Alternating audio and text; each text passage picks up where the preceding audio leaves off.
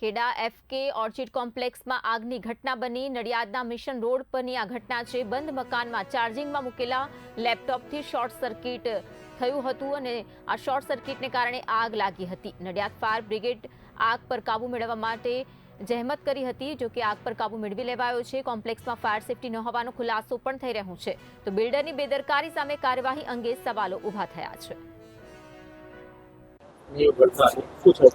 Nadiad fire બ્રિગેડને call મળતા નડિયાદમાં mission road પર FK orchid આવેલ છે।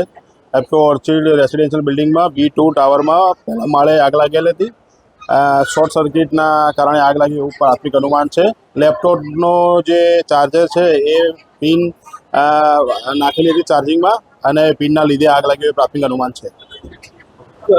કેવા પ્રકારનું નુકસાન થતું હતું? આ નુકસાન તો નોમિનલ છે, ધુમાડાના લીધે વધારે દેખાતું હતું, બાકી નુકસાન બહુ